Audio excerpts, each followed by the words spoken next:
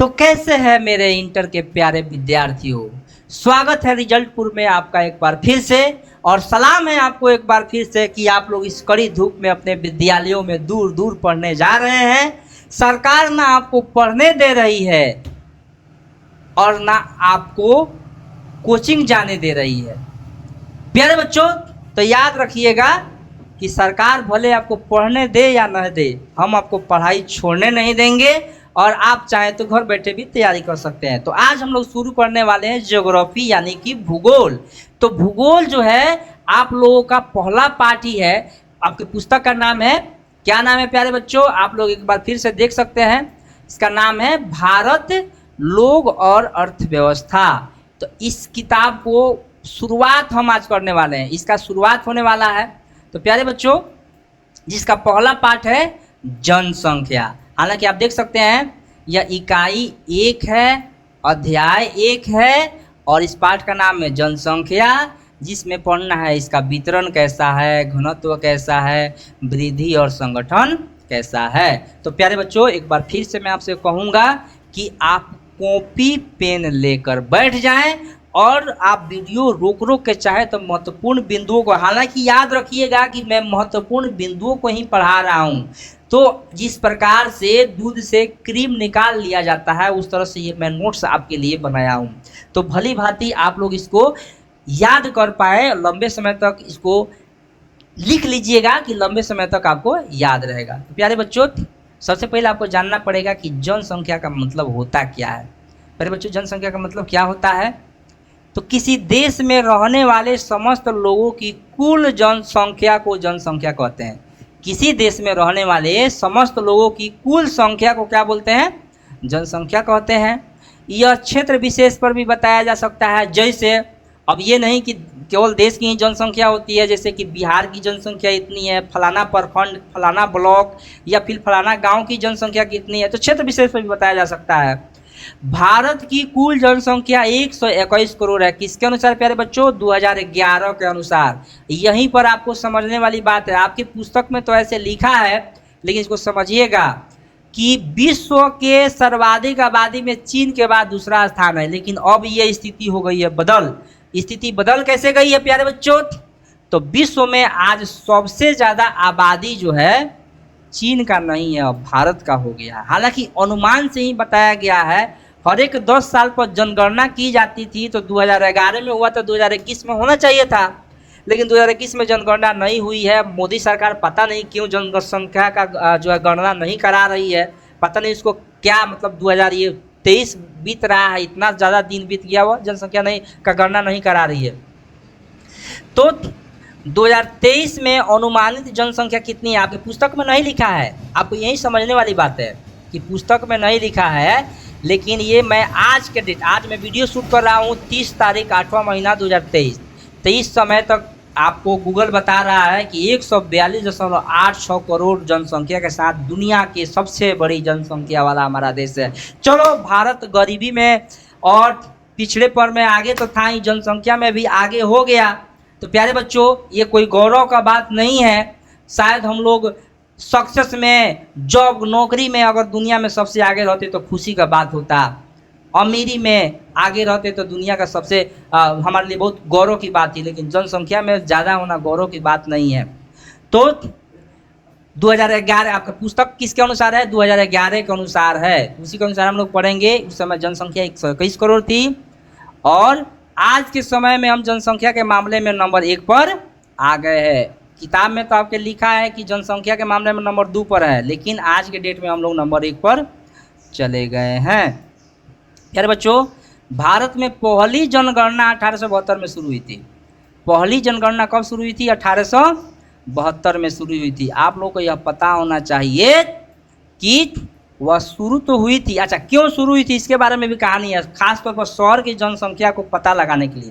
क्योंकि शहर पॉश इलाका 1872 करीब में अंग्रेज औपनिवेशिक शासन की शुरुआत कर चुके थे, तो उनको शहर के बारे में गिनती चाहिए था, तो केवल शहर की गिनती कराए थे। लेकिन पहली संपूर्ण जनगणना भारत में सबसे शुरुआत में जनगणना जो है 1881 में संपन्न हुआ था। तो पहली जनगणना 1881 में, उसके हर एक 10 साल के बाद गिनती होता है जनसंख्या का, लेकिन इस साल नहीं हुआ है, 2021 में होना चाहिए था। भारत की जनसंख्या 3 महादेशों की कुल जनसंख्या से अधिक है। क्या आपको पता है? देश नहीं बच्चे, महादेश। एक देश में तो बहुत सारे देश होते हैं, तो भारत की जनसंख्या एक देश है। भारत दुनिया का 7वां बड़ा देश है, जनसंख्या में नंबर 1 है। 3 महादेश आप समझ सकते हैं। उत्तरी अमेरिका में अमेरिका आता है, कनाडा आता है, मैक्सिको, बहुत सारे देश आते हैं। दक्षिणी अमेरिका में ब्राज़ील आता है, अर्जेंटीना आता है, ऑस्ट्रेलिया, न्यूजीलैंड, सब देश का 3 गो महादेश। जो 6 गो महादेश पर लोग रहते हैं, तो 6 में से 3 गो महादेश के बराबर अकेले भारत की जनसंख्या है। समझ गए ना? ये इसमें कौन कौन आता है? उत्तर अमेरिका, दक्षिण अमेरिका और ऑस्ट्रेलिया। प्यारे बच्चों, आगे क्या है कि जनसंख्या का वितरण। वितरण का मतलब क्या हुआ कि जनसंख्या एक समान एक सब जगह नहीं है। कहीं पर जनसंख्या कम है, कहीं पर ज़्यादा। जनसंख्या का वितरण का मतलब बंटवारा। कहीं पर बहुत ज़्यादा लोग रहते हैं, कहीं पर बहुत कम लोग रहते हैं। तो आप लोग देख लीजिएगा कि यहाँ पर असमान है, एक जैसा भारत में जनसंख्या का वितरण नहीं है। तो सबसे ज़्यादा जनसंख्या वाले राज्य कौन है? उत्तर प्रदेश। याद रखिएगा, सबसे बड़ा राज्य जनसंख्या के मामला में कौन है? उत्तर प्रदेश। बहुत ऐसे बच्चे हैं जो समझ लेते हैं कि राजस्थान है, लेकिन राजस्थान क्षेत्रफल के मामले में भारत का सबसे बड़ा राज्य है। दूसरा है महाराष्ट्र, 2 नंबर पर जनसंख्या में महाराष्ट्र आता है। तीसरा है बिहार, बिहार भी पीछे नहीं है। उसके बाद पश्चिम बंगाल। प्यारे बच्चों, आपको पता होना चाहिए कि भारत में कितने राज्य हैं आज के समय में। तो भारत में कितने राज्य प्यारे बच्चों? 28 राज्य हैं। 29 राज्य था, लेकिन केंद्र शासित प्रदेश के रूप में जम्मू कश्मीर और लद्दाख के जाने के बाद अब राज्य हो गए फिर से 28 और केंद्र शासित प्रदेश हो गए 9। तो इनमें से तमिलनाडु, मध्य प्रदेश, राजस्थान, कर्नाटक, गुजरात और उत्तर प्रदेश, महाराष्ट्र, बिहार, बंगाल, आंध्र प्रदेश, क्या हुआ? 1 2 3 4 5 6 7 8 9 10 11 गो राज्य में जनसंख्या सबसे ज़्यादा है। माने समझिए ना कि पूरा देश के जनसंख्या का 76%, यानी कि 600 में से 76 आदमी इतना ही राज्य में रहता है। यार बच्चों, आप इसे मैप के माध्यम से भी देख सकते हैं। आप देख सकते हैं कि जहाँ जहाँ घाना बिंदु है वहाँ वहाँ ज़्यादा जनसंख्या है। तो सबसे पहले अपना प्यारा राज्य बिहार के को दिखा रहे हैं, तो ये अपना है प्यारा राज्य बिहार। आप लोग देख सकते हैं, ये जो है थोड़ा सा और दूसरा हम कलर ले रहे हैं। ये है अपना प्यारा राज्य बिहार, ये वाला, सॉरी, ये वाला जो हिस्सा है, ये वाला, ये अपना प्यारा राज्य बिहार है। देख रहे हैं यहाँ पर, ये है बिहार।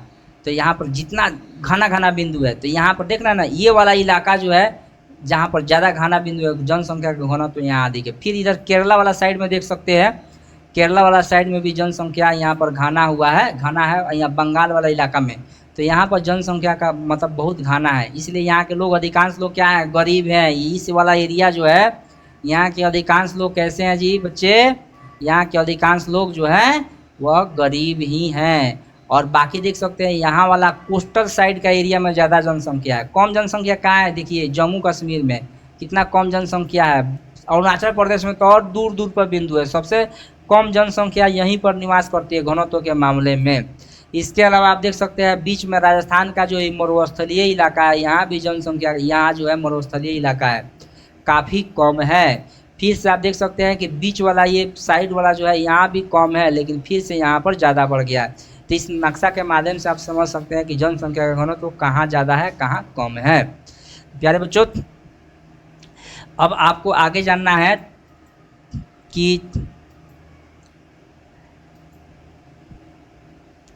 जनसंख्या का जो घनत्व है, इस मामले में आपको अगर देखा जाए तो जनसंख्या घनत्व किसे कहते हैं। सबसे बड़ी बात आपको समझने वाली है कि जनसंख्या घनत्व किसे कहते हैं। तो जनसंख्या का घनत्व किसे कहते हैं, आप इसको भली भांति समझ लीजिए। इसका मतलब होता है कि प्रति इकाई क्षेत्र में रहने वाले कुल व्यक्तियों की संख्या को क्या कहते हैं? जनसंख्या घनत्व कहते हैं। प्यारे बच्चों, क्या समझे आप लोग? प्रति इकाई क्षेत्र में रहने वाले कुल व्यक्तियों की संख्या को क्या कहते हैं? जनसंख्या कहते हैं। मान लीजिए कि 1 वर्ग किलोमीटर में 100 लोग रहते हैं। इसका मतलब क्या हुआ कि वहाँ की जनसंख्या घनत्व कितना है? 100 है। जनसंख्या घनत्व 100 प्रति वर्ग किलोमीटर है। तो इस तरह से मान लीजिए कि 1 वर्ग किलोमीटर मतलब 1 किलोमीटर लंबा और 1 किलोमीटर चौड़ा, इतना एरिया में 500 लोग रहते हैं, तो उसका जनसंख्या घनत्व कितना हो जाएगा 500। तो भारत में जनसंख्या घनत्व कितना है 382 है। आप लोग समझ सकते हैं, यानी 1 वर्ग किलोमीटर में कितना लोग रहते हैं 382। और इस हिसाब से देखा जाए तो 1951 जब भारत भी था, साथ में पाकिस्तान भी था और साथ में बांग्लादेश भी था, उस समय जनसंख्या घनत्व 117 था, या अर्थात लगभग 200 की वृद्धि हुई है। 1 वर्ग किलोमीटर में 1951 से आज 2011 तक 200 व्यक्ति बढ़ गया है। सबसे कम जनसंख्या का घनत्व अरुणाचल प्रदेश, सबसे कम घनत्व है, आप लोग देखे भी थे, 1 वर्ग किलोमीटर में मात्र 17 व्यक्ति रहता है लोग। सबसे अधिक जनसंख्या घनत्व दिल्ली में है, समझे कितना है दिल्ली में 11,297 व्यक्ति। आज जनसंख्या में 1 वर्ग किलोमीटर में 11,297 व्यक्ति रहता है। इस तरह से यह सबसे अधिक घनत्व वाला राज्य है ना। इसके अलावा आप देखिएगा तो उत्तर भारत के राज्य देखिएगा तो यहाँ भी जनसंख्या का घनत्व ज़्यादा देखने को मिलता है। जैसे बिहार का जनसंख्या घनत्व कितना है 1102। हालांकि जितना मैं रिकॉर्ड बता रहा हूँ प्यारे बच्चों 2011 के जनगणना के अनुसार बता रहा हूँ, तो पश्चिम बंगाल में 1029 व्यक्ति 1 वर्ग किलोमीटर में रहते हैं। वहीं उत्तर प्रदेश में 829 व्यक्ति प्रति वर्ग किलोमीटर में रहते हैं। तो जनसंख्या घनत्व के मामला में बिहार भी बहुत आगे, देख सकते हैं आप लोग, बहुत ऊंचा है। ये तीनों घनत्व काफ़ी ऊंचा है। 500 से ज़्यादा जहाँ पर होता है ना, वो समझिएगा ऊंचा घनत्व हो गया। इसके अलावा जो केरल है, केरल में जनसंख्या घनत्व कितना है 859 है। तमिलनाडु में कितना है 555 है। 1 वर्ग किलोमीटर में कितना लोग रहते हैं 555। इसके अलावा असम, गुजरात, आंध्र प्रदेश, हरियाणा, झारखंड, उड़ीसा में मध्यम घनत्व पाया जाता है, अर्थात ना ज़्यादा लोग रहते हैं ना कम लोग रहते हैं प्रति वर्ग किलोमीटर में। लेकिन हिमालय प्रदेश के पर्वत, जहाँ जहाँ पहाड़ी इलाका अपने यहाँ है, पर्वतीय राज्य, जैसे असम को छोड़ दीजिएगा, उसमें प्यारे बच्चों आपको क्या करना है, असम को छोड़ देना है। तो असम को छोड़ दीजिएगा तो सभी राज्यों में निम्न घनत्व है। उसी तरह अंडमान और निकोबार द्वीप समूह में जनसंख्या घनत्व कम है, लेकिन अन्य जो केंद्र शासित प्रदेश है वहाँ पर जनसंख्या का घनत्व काफ़ी ऊंचा है। तो आप लोग समझ गए जनसंख्या का घनत्व किस तरह अपने देश में है, और जनसंख्या घनत्व का मतलब क्या होता है ये भी आप लोग प्यारे बच्चों समझ गए। जनसंख्या घनत्व का मतलब क्या होता है कि प्रति इकाई क्षेत्र में रहने वाले कुल व्यक्तियों की संख्या को क्या बोलते हैं, जनसंख्या घनत्व कहते हैं। यानी कि 1 वर्ग किलोमीटर में 400 व्यक्ति रहेगा तो जनसंख्या घनत्व 400 व्यक्ति हो जाएगा। प्यारे बच्चों आगे हम लोग समझते हैं इस मैप के माध्यम से जनसंख्या घनत्व। जहाँ पर ज़्यादा डार्क साइड है, देख सकते हैं अपना प्यारा राज्य बिहार है। ये जो बिहार है आप देख सकते हैं, तो बिहार को अगर आप लोग देख लिए तो आप इसी से समझ लीजिएगा कि यहाँ कितना डार्क साइड है। यहाँ जनसंख्या घनत्व काफ़ी ज़्यादा। फिर ये यूपी वाला इलाका है, और देख रहे हैं ये दिल्ली वाला इलाका तो पूरा काला है। यहाँ पर बंगाल वाला इलाका, फिर से यहाँ केरल वाला इलाका, यहाँ पर जनसंख्या घनत्व काफ़ी ज़्यादा है। सबसे जनसंख्या घनत्व कहाँ है, ये अरुणाचल प्रदेश है। ये वाला इलाका में काफ़ी कम जनसंख्या का घनत्व है। प्यारे बच्चों आगे आप लोग देखेंगे कि जो जनसंख्या, कृषि जनसंख्या में कृषक, कृषि मजदूर और उनके परिवार के सदस्य आते हैं। तो जनसंख्या दूसरा चीज़ हो गया और कृषि जनसंख्या दूसरा चीज़ हो गया। कैसे, आप लोग इसको समझिए कि हमारे देश में जितना लोग खेती का काम करते हैं, कृषक हैं, किसान हैं, या फिर किसानों के यहाँ काम करने वाले मजदूर हैं, या फिर उनके परिवार हैं, इनको बोलते हैं कृषक जनसंख्या। एक और पॉइंट आता है कायिक घनत्व किसे कहते हैं। प्यारे बच्चों कायिक घनत्व क्या होता है, तो कुल जनसंख्या और निवल कृषि क्षेत्र का अनुपात को क्या कहते हैं, कायिक घनत्व। कायिक घनत्व किसे कहते हैं, मोस्ट इंपॉर्टेंट। आपको समझ में नहीं आएगा तो मैं समझाने का प्रयास पूरी तरह से करूँगा। जैसे कि मान लीजिए कि देश की कुल जनसंख्या कितना है, आप लोग समझिएगा अपने देश की कुल जनसंख्या कितनी है, आप लोग समझिए। मान लीजिए कि 140 करोड़ कुल जनसंख्या है, देश की कुल जनसंख्या है। तो कुल जनसंख्या में आधा अपने देश का क्षेत्रफल कितना है, तो 32,80,000 वर्ग किलोमीटर। लेकिन पूरा जनसंख्या जहाँ हमारा ज़मीन है वो में कहीं पहाड़ है, कहीं पेड़ है, कहीं शहर है, सब जगह खेती नहीं ना होता है। तो निवल कृषि क्षेत्र किसे कहता है? ये वाला जो निवल कृषि क्षेत्र किसे कहता है? इसका मतलब हुआ जितना भूमि पर खेती का काम होता है। तो मान लीजिए कि 20 लाख वर्ग किलोमीटर पर खेती का काम होता है, तो देश की कुल जनसंख्या 40 करोड़ में 20 लाख से भाग देंगे तो जो आंसर आएगा, जो अनुपात आएगा, उसको क्या बोलेंगे? कायिक घनत्व कहेंगे।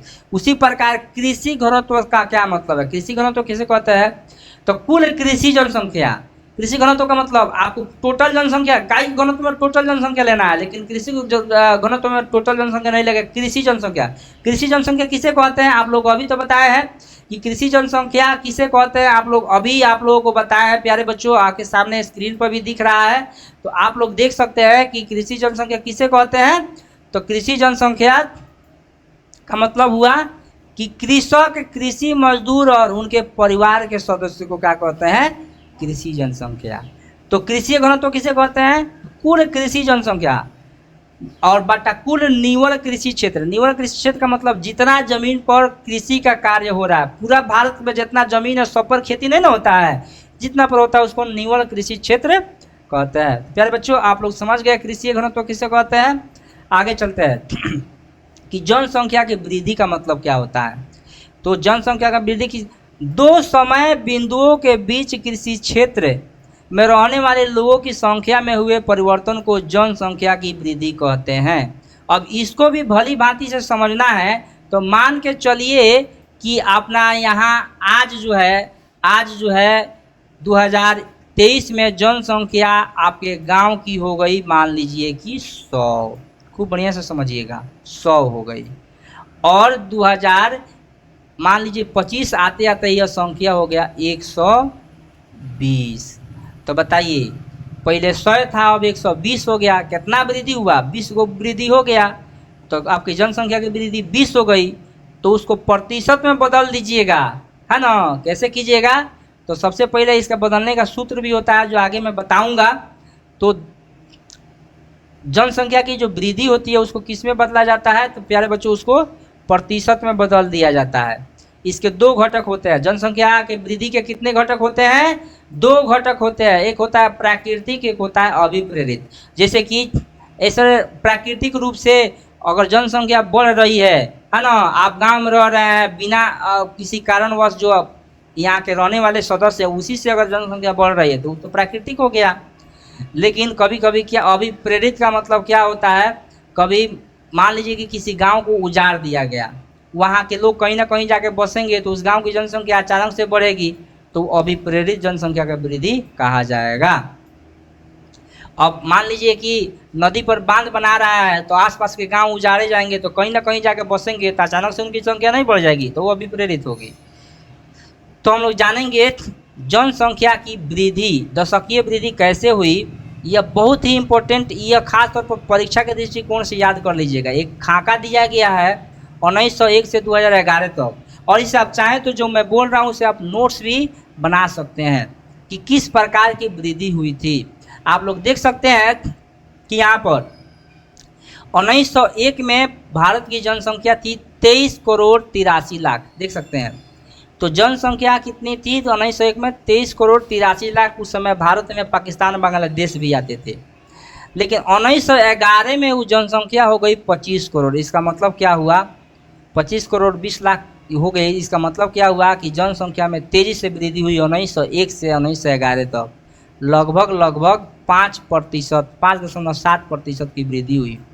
लेकिन ये क्या हुआ, आप लोग समझिएगा ऑब्जेक्टिव।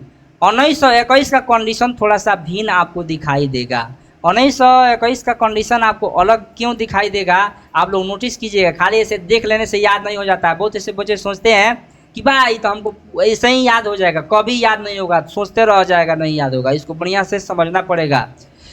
अब देखिएगा 25 करोड़ 20 लाख यहाँ पर दिख रहा है, यहाँ पर दिख रहा होगा 25 करोड़ 32 लाख। यहाँ क्या दिख रहा है? 25 करोड़ 32 लाख। आपको एक बात तो पता चलिए गया होगा कि यहाँ पर 25 करोड़ 13 लाख, 25 करोड़ 20 लाख से 25 करोड़ 13 लाख, यानी माइनस हुआ लगभग यहाँ पर 7,72,000 जनसंख्या माइनस हुआ। यहाँ पहला वैसा सोचिए कि जनसंख्या घटा था 1921 में। इसका कारण था कि काफ़ी सारे युद्धों में या फिर भूकंप या फिर गरीबी के चलते, भूखमरी, आपदा, अकाल के चलते लोग मरे थे। तो 1921, फिर 1931 में जनसंख्या बढ़ा, देख सकते हैं 1931 में जनसंख्या यहाँ बढ़ा लगभग 11%, तीव्र वृद्धि देखने को मिल रही है ना। उस समय सीधे 27 करोड़ जनसंख्या हो गई। फिर 1941 में हो गया जनसंख्या 31 करोड़ और उस समय 14% की वृद्धि हुई थी, देख सकते हैं 11% से 14% वृद्धि हुआ। फिर आया साल 1951, इसको याद रखिएगा, ये जो 1951 वाला साल है इसको याद रखिएगा, यहाँ से और 1981 तक ये वाला जो डाटा है आप लोग खूब बढ़िया से याद रखिएगा। ये वाला जो डाटा आप लोग देख रहे हैं इसको, ये डाटा जो है आप लोग देखिएगा ध्यान से, तो पता चलेगा 1951 से लेके ये जो है 1981 के साल को, इसको बोलते हैं जनसंख्या विस्फोट।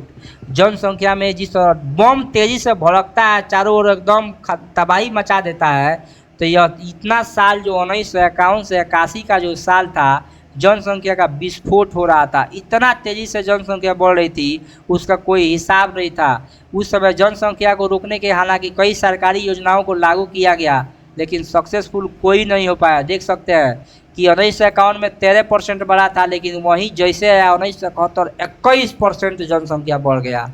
ये मारिया जंप, ये देखिए 1971 में हो गया 24% की वृद्धि, गजब। और 1981 में फिर 24.66 की वृद्धि। लेकिन आगे क्या देखते हैं, रोचक बात आपको देखने को मिलेगा कि जैसे 1981 बीता तो जनसंख्या में यहाँ से अब कमी आ रही है। पहले कितना है, 23% के वृद्धि हुआ। देखिए पहले कितना था, यहाँ था 24% 1981 में, लेकिन 91 में घटा। लेकिन 1951, ये देखिए 1951 से 81 में जनसंख्या बढ़ते 13 से 21 हुआ, 21 से 24, 24 से 24 से मतलब 6, लेकिन यहाँ से घटना शुरू हुआ, 23% आया, फिर 21% आया, फिर 17% आया, और 2000 हमको लगता है कि 23 में और जनसंख्या का वृद्धि घटा है।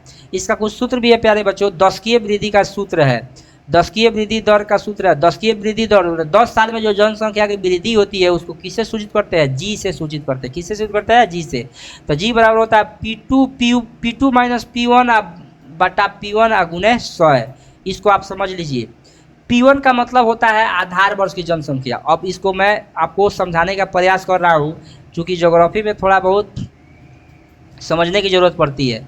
मान लीजिए कि 2000 हमको जी का मान निकालना है, जी का मान निकालना है 10 साल में।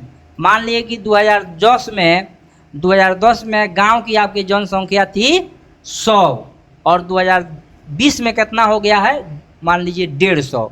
तो P2 कितना हो गया, 150। तो आप लिख लीजिएगा कौन चीज, 150 ले लीजिए, 150 यहाँ ले लीजिए 150। बाटा में क्या रहेगा, तो आपका ये 100 जो पहले जनसंख्या था वही, यानी कि P2 का मतलब क्या हुआ कि इस बाद वाली जनसंख्या में से आपको क्या घटाना है, पहले वाली जनसंख्या। तो सॉरी आप यहाँ समझिए, तो आप इसमें से घटाइएगा कितना, तो आप इसमें से 150 में से कितना घटाइएगा, 100 ना घटाइएगा। आप समझ रहे हैं कि नहीं समझ रहे हैं। तो 150 में से 100 घटाइएगा तो कितना होगा, 50/100 गुने 100। आप इसको ऐसे समझ लीजिए, फिर से एक बार समझने का प्रयास कीजिए। तो चूंकि मेरे पास लिखने का पैड नहीं है इसलिए मैं आपको बढ़िया से नहीं समझा रहा हूँ, हालांकि बोल दूंगा, आप सूत्र लिख लीजिए। तो मान लीजिए कि जनसंख्या हो गया 150, बाद में 10 साल पहले था 100, तो हम क्या करेंगे, 150 में से 100 घटाएंगे, तो P2 माइनस P1 हो गया। अब इसमें से क्या करेंगे, बाटा में फिर 100 देना पड़ेगा, तो 100 तो कितना हो गया, 50/100 हो गया। अब फिर उसको प्रतिशत में बदलने के लिए 100 से गुना नहीं कीजिएगा, तो 50/100 या गुने 100, तो 100 से 100 कट जाएगा, कितना आ जाएगा, 50%, यानी दशकीय वृद्धि 50% हो गया। उसी तरह दशकीय वृद्धि निकाला गया है कि किस साल में कितना जनसंख्या बढ़ा था। प्यारे बच्चों, अब आपको थोड़ा सा एक और चीज़ देखना है कि 2011 के अनुसार उम्रवार अंश क्या था। तो 2011 के जनसंख्या के अनुसार देश में सबसे ज़्यादा आबादी किशोरों की थी। किशोर माने क्या होता है, किशोर माने जिसका उम्र 10 साल से ज़्यादा हो और 19 साल से कम हो। तो इनकी उम्र, युवाओं का देश है भारत, तो युवाओं का देश होने के चलते भारत को फायदा भी हो सकता है। क्या फायदा हो सकता है कि अगर सबको रोजगार मिले तो भारत की उत्पादन क्षमता काफ़ी बढ़ जाएगी, हम लोग तरक्की कर पाएंगे। चीन ने अपने जनसंख्या को उत्पादन में लगा दिया तो अमीर देश बन गया। लेकिन इसके अलावा किशोरों के साथ कुछ समस्याएं हैं, कुछ चुनौती है जिसका सामना करना पड़ेगा। क्या चुनौती है कि सबसे पहले जो किशोर लोग हैं इनकी कम उम्र में विवाह हो जाता है, कम उम्र में, निम्न उम्र में, खासतौर पर लड़कियों का कम उम्र में ही शादी हो जाता है। 15 साल 14 साल लोग शादी करते हैं। सरकार ने जो कानून बनाया है कि आपको लड़के का विवाह जो है 18 पहले था, अब तो 21 कर दिया सरकार भी, लेकिन फिर भी लोग नहीं मानते हैं। निरक्षरता, यानी कि बहुत लोग अपने बच्चों को नहीं पढ़ा रहे हैं, खासतौर पर स्त्री निरक्षरता। महिलाओं की स्थिति शिक्षा में बहुत पीछे थी, हालांकि अब धीरे धीरे सुधर रही है। इसके अलावा विद्यालय विरत छात्र, यह भी किशोर की समस्या है। अब हमारे यहाँ अधिकांश गरीब लोग हैं तो बच्चों के ज़्यादा लंबे समय तक पढ़ा नहीं पाते हैं। बच्चे 7वां 8वां तक पढ़ के बाहर चले जाते हैं कमाने के लिए, तो कॉलेज में बहुत कम बच्चे जा पाते हैं। सरकार इसके लिए कई सारे सुधार को लेकर आई है। खासतौर पर बिहार में लड़कियों को 25,000 रुपया मिलता है, लेकिन लड़कों के साथ तो बिहार सरकार भी धोखा कर रही है। लड़कों को देखने वाला कोई नहीं है, एक तरह से कहा जा सकता है। तो अब तो हमको लगता है कि और बच्चे जो है मैट्रिक इंटर करने के बाद अब कॉलेज में नाम भी नहीं लिखवाएंगे। क्यों? क्योंकि सरकार मजबूर कर दे रही है रोज़ रोज़ क्लास आने की, जो कि बच्चों के साथ समस्या। भाई आर्थिक स्थिति बढ़िया नहीं है तो उनको बाहर भी काम करने जाना होता था, तो ये अब नहीं चल पाएगा। पोशाक की कमी, देखिए जो वस्त्र है इसकी कमी हो जाती है गरीबी के चलते। किशोरों की यह भी एक समस्या है। नशा पान, देखिए बच्चे जो है कम उम्र में ही गलत संगत का शिकार होकर नशा करने लगते हैं, है ना, शराब पीने लगते हैं। सिगरेट तो आजकल फैशन हो गया है। तो एक लड़का बोल भी रहा था हमसे कि जो मर्द जो होता है वो सिगरेट पीता है ना, और दूध कौन पीता है? बच्चा पीता है। मर्द शराब पीता है। तो अब सोच लीजिए कि उस कहना क्या चाहता था कि जो लोग शराब नहीं पीते हैं वो मर्द नहीं है, इसका मतलब हुआ। तो ऐसे तो बच्चों की मानसिकता है, अपना जीवन खुद बर्बाद कर रहे हैं। तो फिर उनको समझाने से कोई फ़ायदा नहीं है। उनको तो और बिगाड़ा है भोजपुरी गीत, ये भी एक नाशा पकड़ लिया। यौन बीमारी जैसे HIV, एड्स, सिफिलिस, गनेरिया, यह भी एक बीमारी है। साफ़ सफाई की कमी या फिर गलत संगत के चलते भी हो जाती है। बहुत ऐसे बच्चे नशा का आदी हो जाते हैं, कम उम्र में कमाने लगते हैं, अच्छे लोगों से दोस्ती नहीं रह पाता है। जो ठेकेदार होता है एकदम नशा खिला खिला के शराब पिलाता है फ्री में, काम ज़्यादा कराने के लिए। ये लोग समझता है सब फ्री में हो रहा है, आदतें बिगड़ जाती है। तो ये सब समस्याएं हैं। जनसंख्या का संगठन का मतलब देखा जाए तो जनसंख्या सभी जगह एक जैसे नहीं है। तो जनसंख्या संगठन किसे कहते हैं, आप इसको खूब बढ़िया से समझ लीजिए कि जनसंख्या संगठन किसे कहते हैं। तो जनसंख्या संगठन किसे कहते हैं प्यारे बच्चों, इसको समझने के लिए आप लोग देखिए कि जनसंख्या भूगोल के अंतर्गत अध्ययन का एक सुस्पष्ट क्षेत्र है जिसमें आयु व लिंग का विश्लेषण, निवास का स्थान, मानव जनित लक्षण, जनजाति, भाषा, धर्म, वैवाहिक स्थिति, साक्षरता और शिक्षा, व्यावसायिक विशेषताएं आदि का अध्ययन किया जाता है।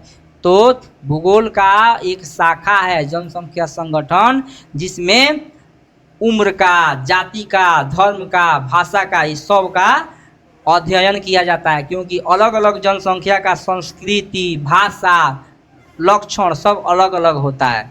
तो इस पार्ट में हम लोग यही पढ़ेंगे। जनसंख्या किसे कहते, जन संगठन आप लोग समझ गए प्यारे बच्चों। आप लोग इसको ऐसे समझिए कि 2011 की जनगणना के अनुसार, देखिए जनसंख्या संगठन पढ़ेंगे तब ना पता चलेगा। 6,40,867 गो गाँव है भारत में। 2011 के अनुसार कितना गांव है भारत में? 6,40,867। बहुत ऐसा देश है जहां इतनी जनसंख्या भी नहीं होती है, जिसमें से 5,97,806 गो जो गांव है यह बसा हुआ है ना, समझ लीजिए बसा हुआ गांव है। तो पूरे देश में ग्रामीण जनसंख्या वितरण समान नहीं है। तो जितना भी भारत में गांव है उनमें से 93% जो गांव है, 93% बसा हुआ गांव है। तो आप लोग देखिएगा कि बिहार और सिक्किम जैसे राज्य में ग्रामीण आबादी काफ़ी अधिक है। यानी बिहार जैसे राज्य जो है यहाँ पर ग्रामीण जनसंख्या ज़्यादा है, लेकिन वही जो गोवा और महाराष्ट्र है यहाँ पर शहरी आबादी में भी काफ़ी वृद्धि हुई है। तो हमसे ज़्यादा शहरी आबादी महाराष्ट्र में और गोवा में रहती है, और गांव में मैंने आधा से थोड़ा सा ज़्यादा 50% मान लो 60% लोग गांव में रहता है, बाकी लोग कहाँ रहता है, शहर में।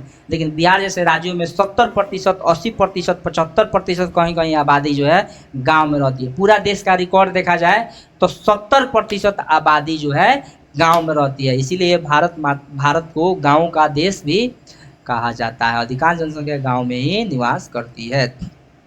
वहीं देखा जाए तो दादर और नगर हवेली, इसका अनुपात है, इसका प्रतिशत है 53.38%। तो यहाँ पर ग्रामीण जनसंख्या दादर और नगर हवेली में 53% है, लेकिन बाकी जगह शहर ही ज़्यादा है। तो बाकी केंद्र शासित प्रदेश में लघु अनुपात ही ग्रामीण जनसंख्या का है, माने कम अनुपात गांव का है शहर में। केंद्र शासित प्रदेश है चंडीगढ़, केंद्र शासित प्रदेश है दिल्ली, केंद्र शासित प्रदेश है, संपूर्ण राज्य नहीं है। तो वहाँ पर देखते हैं आप लोग कि वहाँ पर शहर ज़्यादा है, गांव कम है।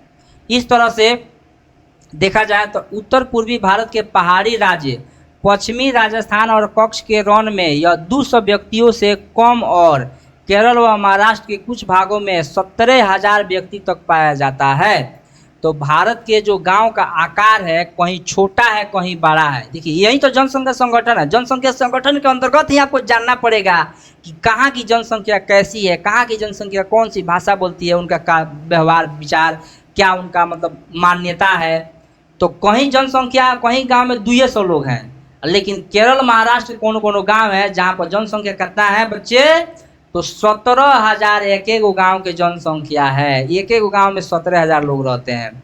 तो भारत की ग्रामीण जनसंख्या के वितरण के प्रतिरूप का संपूर्ण परीक्षण उजागर करता है कि अंतर राज्य और अंतः राज्य दोनों स्तरों पर नगरीकरण का सापेक्षिक परिमाण और ग्रामीण नगरीय प्रवास का विस्तार ग्रामीण जनसंख्या के सांद्रण को नियंत्रित करते हैं। आप लोग देखिएगा कि भारत में नगरीय जनसंख्या 31.16% है।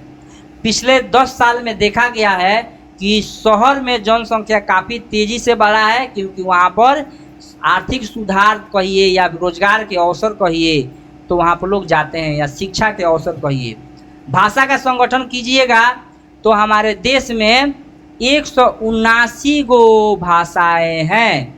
1928 में सर्वेक्षण हुआ तो को भाषा थी 179 गो, और बोली 544 गो। ध्यान रहे कि भाषा और बोली में अंतर होता है। आप लोग देखिएगा जैसे कि भोजपुरी में भाषा है, लेकिन भोजपुरी का बोली हमारे यहाँ दूसरा तरीका का है, भोजपुर में दूसरा तरीका का है। तो बोली थी 544 गो। आधुनिक भारत में हम लोग जो है भाषा कितना अनुसूचित है, 22 भाषा अनुसूचित है। भारतीय संविधान में कितनी भाषा अनुसूचित है, यानी कि सरकार जो भारत सरकार 22 भाषा को मान्यता दी है ना। बहुत ऐसी भाषाएं हैं जो गैर अनुसूचित है, जैसे भोजपुरी भाषा को मान्यता नहीं मिला है क्योंकि उसको हिंदी का अंश समझा जाता है। तो भारत की जो 22 भाषा अनुसूचित है उनमें सबसे ज़्यादा बोलने वाले लोग कौन है, हिंदी, इसलिए इसको राष्ट्रभाषा भी बोला जाता है। और सबसे कम किस भाषा को बोला जाता है, संस्कृत, बोडो, मणि। बोडो माने नागालैंड की भाषा को बोडो कहते हैं। ये भी जो है हमारे यहाँ संविधान में अनुसूचित है। मणिपुरी और संस्कृत कम लोग बोलते हैं, लेकिन संविधान में अनुसूचित किया गया है। भोजपुरी 20 करोड़ लोग बोलते हैं, फिर भी संविधान में अनुसूचित नहीं किया गया है, क्योंकि भोजपुरी को हिंदी ही मान के चला जाता है। इस तरह से देखा जाए तो भोजपुरी हिंदी की बड़ी बेटी है। फिर हम लोग देखते हैं कि हमारे देश में जो भाषा है वो कहीं ना किसी परिवार की है। जैसे हमारे यहाँ कितने तरह की भाषा है, पूरा दुनिया में आप लोग अंदाज़ा लगाइएगा। जो दुनिया, जैसे कहा जाता है संस्कृत सभी भाषाओं की जननी है, माता है। तो जो आर्य लोग, जो शुरुआती इंसान आए थे, वे अलग अलग क्षेत्र में गए और उन्हीं से मिलता जुलता भाषा, नया भाषा बना लिए। जैसे आस्ट्रिक भाषा जो है, निषाद भाषा, ये हमारे यहाँ 1.38% बोली जाती है, जिसका उप परिवार है ऑस्ट्रोएशियाई। इसका क्षेत्र है मेघालय निकोबार द्वीप समूह। यहाँ पर आस्ट्रिक निषाद भाषा के ऑस्ट्रोएशियाई बोली जाती है, और उसी भाषा में आता है ऑस्ट्रोनेशियन, या भारत के बाहर बोला जाता है। इसके अलावा द्रविड़, आप लोग सुने होंगे, राष्ट्रगान सुने होंगे। पंजाब, सिंध, गुजरात, मराठा, द्रविड़, उत्कल, बंगाल। द्रविड़ का मतलब यह इसमें साउथ इंडिया के लोगों को द्रविड़ बोला जाता है, जैसे कि कर्नाटक के लोग हो गए, तमिलनाडु के, केरल के, आंध्र प्रदेश के। तो यहाँ पर जो भाषा है 20% लोग भाषा बोलते हैं द्रविड़ भाषा। तो दक्षिणी द्रविड़ कहाँ बोला जाता है? तमिलनाडु, कर्नाटक, केरल में। मध्य द्रविड़ कहाँ बोला जाता है? आंध्र प्रदेश, मध्य प्रदेश, उड़ीसा, महाराष्ट्र में। उत्तर द्रविड़ किसे कहाँ बोला जाता है? तो बिहार, उड़ीसा, पश्चिम बंगाल, मध्य प्रदेश में। इसके अलावा भारत में चीनी तिब्बती भाषा भी आई थी, चीनी तिब्बती भाषा, जिसकी बोलने वालों की संख्या 0.85 है। तो तिब्बती म्यांमारी कहाँ बोला जाता है? तो यह जम्मू और कश्मीर, हिमाचल प्रदेश में यह भाषा बोला जाता है। उत्तरी असम कहाँ बोला जाता है? अरुणाचल प्रदेश में। असम म्यांमारी कहाँ बोला जाता है? असम, नागालैंड, मणिपुर, मिजोरम, त्रिपुरा, मेघालय में।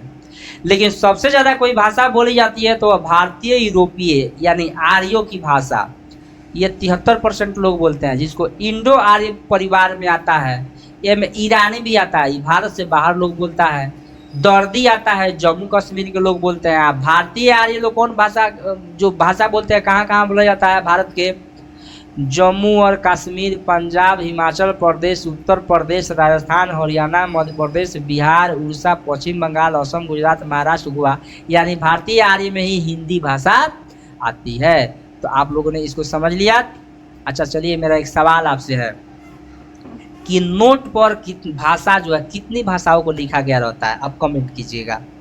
तो ठीक है, अब धार्मिक समुदाय समझिएगा कि हमारे देश में सभी धर्म को मान्यता भले ही समान दिया गया, लेकिन जनसंख्या एक समान नहीं है। 2011 के जनसंख्या के अनुसार अपना देश में हिंदू लोग कितना थे? 79.8, लगभग 80% हिंदुओं की जनसंख्या देश में है। फिर मुस्लिमों की जनसंख्या कितनी है प्यारे बच्चों? तो उनकी जनसंख्या है 14.2%। अर्थात आप समझ लीजिए हर 100 में 80 आदमी हिंदू है और 14 आदमी के करीब में मुस्लिम है। ईसाई जनसंख्या कितना है? यह है 2.3%। और सिखों की जनसंख्या कितनी है? मात्र 1.7% है प्यारे बच्चों। और बौद्धों की जनसंख्या कितनी है? इनकी है 0.7%। जैनों की जनसंख्या कितनी है? इनकी जनसंख्या 0.4। इनकी संख्या बहुत कम है। अन्य धर्मों की जनसंख्या कितनी है? 0.7। और जो कोई धर्म को नहीं मानते हैं, अर्थात जिनको क्या बोलते हैं, जो कोई धर्म को नहीं मानता है ना, ईश्वरवादी या नास्तिक, उनकी संख्या 0.2%। भारत धार्मिक लोगों का देश है, अधिकांश लोग धर्म को मानते हैं। प्यारे बच्चों, अब कौन धर्म के लोग कहाँ ज़्यादा हैं? तो हिंदू लोग जो है अनेक राज्यों में, वैसे राज्य जो बांग्लादेश और पाकिस्तान से जो राज्य जुड़े नहीं है, वहाँ पर हिंदू हैं सबसे ज़्यादा है। कई हिंदुओं की जनसंख्या 70% से 90% तक है। तो इतना विशाल जनसंख्या हिंदू का है, लेकिन कहीं कहीं अल्पसंख्यक मुसलमानों का भी विशाल जनसंख्या है। विशालतम धार्मिक अल्पसंख्यक कौन है? मुस्लिम लोग हैं। तो हमारे यहाँ पाकिस्तान से भी ज़्यादा मुसलमान इंडिया में रहते हैं, आप लोगों को पता होना चाहिए। दुनिया में सबसे अधिक मुसलमान किस देश में रहते हैं? इंडोनेशिया में रहते हैं। उसके बाद भारतीय स्थान है ना। बार बार पाकिस्तानी कहता है लोग कि भारत में मुसलमानों पर अत्याचार हो रहा है, तो आप लोग देख सकते हैं। तो इसी में ना बॉर्डर फिल्म बॉर्डर 2 तो आप लोग देखे होंगे, पता नहीं देखे कि नहीं। तो डायलॉग है कि अगर बॉर्डर खोल दिया जाए तो आधे पाकिस्तानी इंडिया में आ जाएंगे। तो जम्मू कहाँ मुस्लिमों की जनसंख्या अधिक है? बहुसंख्यक कहाँ है वो लोग? जम्मू कश्मीर, पश्चिम बंगाल, केरल कुछ जिला में, उत्तर प्रदेश के अनेक जिला में, दिल्ली के आसपास और लक्षद्वीप में मुसलमान ही ज़्यादा हैं। फिर ईसाई लोग कहाँ ज़्यादा है? तो ग्रामीण क्षेत्रों में वितरित है इनकी जनसंख्या, जहाँ जैसे कि गोवा और केरल और मेघालय, मिजोरम, नागालैंड, पहाड़ी राज्य, छोटनागपुर का क्षेत्र, मणिपुर के पहाड़ी, यहाँ जो है ईसाई लोग जो है। ईसाई लोग कहाँ ज़्यादा है? जहाँ आदिवासी लोग है। ईसाई मशीनरी जो है, संस्था सब है, पैसा के बल पर है ना, अंधविश्वास फैला कर है ना, और लोग जो है धर्म परिवर्तन जबरदस्ती भी करा दिया है लोग, है ना। पता नहीं हिंदुओं की संस्था कहाँ मरी रहती है। खाली हिंदुओं की संस्था चंदा जो है ना, चंदा लेती है और खा के सूत जाती है ना, बदलाव उससे कुछ होता नहीं है।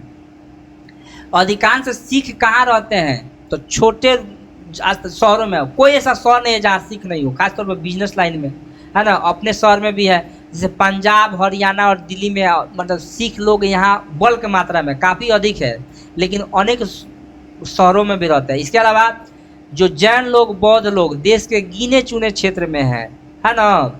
और जैन लोग मुख्य रूप से राजस्थान के शहरी क्षेत्रों में, जैन धर्म को शहरी क्षेत्र के लोग ज़्यादा मानते हैं। गुजराती और महाराष्ट्र में भी जैन धर्म को मानने वाले हैं।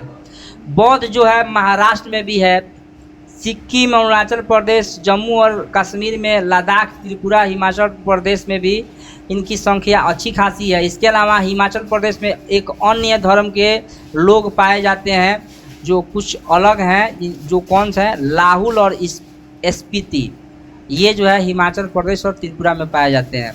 इसके अलावा भारत के अन्य धर्म में जो है जरतुष्ट यानी पारसी धर्म के लोग भी आते हैं, जो भारत का सबसे छोटा धार्मिक समूह है। इसके अलावा जनजातीय समूह भी है, देशज निष्ठाएँ भी है। प्यारे बच्चों, आगे है कि श्रमजीवी जनसंख्या का संगठन कैसे हुआ है। श्रमजीवी जनसंख्या माने वे जनसंख्या जो काम करती है, कहीं जाकर काम करती है, कोई ना कोई रोजगार का काम करती है, उसको श्रमजीवी जनसंख्या कहते हैं। तो श्रमिक जो होते हैं, अगर देखा जाए तो जनगणना के अनुसार मुख्य श्रमिक होता है और सीमांत श्रमिक होता है। मुख्य श्रमिक, सीमांत श्रमिक और अश्रमिक। तो श्रमजीवी माने लोग कितने प्रकार के होते हैं। जनसंख्या को अगर कमाने के दृष्टिकोण से आर्थिक स्तर पर बांटा के जाए तो लोग 3 प्रकार के होते हैं। एक होता है मुख्य श्रमिक, एक होता है सीमांत श्रमिक, एक होता है अश्रमिक। जैसे मुख्य श्रमिक कौन है? वह व्यक्ति जो एक वर्ष में कम से कम 183 दिन या 6 महीना काम करता है, उसको मुख्य श्रमिक कहते हैं। लेकिन वह व्यक्ति जो एक वर्ष में 183 दिन से कम काम करता है, 6 महीना से कम काम करता है, उसको सीमांत श्रमिक कहते हैं। लेकिन एक तीसरा होता है अश्रमिक। अश्रमिक का माने वह व्यक्ति जो काम नहीं करता है बल्कि दूसरे किसी पर निर्भर रहता है, जैसे पढ़ने वाले विद्यार्थी हो गए। अपने यहाँ जनसंख्या के घनत्व में देखा जाए तो श्रमिक और सीमांत श्रमिक मात्र 39.8 लगभग 40% है। और 60% लोग कैसे हैं? बैठ कर खाने वाले हैं, दूसरे किसी पर आश्रित है। कहने का तात्पर्य क्या है? एक व्यक्ति कमाने वाला है और पूरा परिवार के लोग खाते हैं। हमारे गरीबी का एक बहुत बड़ा कारण यह भी है। विकसित देशों में जाइएगा तो सभी कोई काम करता है, लेकिन हमारे यहाँ एक बेटा जाके बम्बई में कमा रहा है तो बाकी लोग बढ़िया बढ़िया कपड़ा पहन के घूम रहे हैं, ऐश कर रहे हैं, है ना। कमाने का मन नहीं कर रहा है। महिलाएं तो हमारे यहाँ और मतलब कि काम नहीं कर पाती है। तो इसलिए हमारे यहाँ जनसंख्या के कारण, कुछ पुरुष प्रधान समाज भी होने के कारण लिंग की समानताओं पर बल नहीं दिया गया। मतलब कि महिला और पुरुष में भेदभाव, खासतौर पर थर्ड जेंडर जो ना महिला पुरुष में नहीं आते हैं, उनके साथ भेदभाव।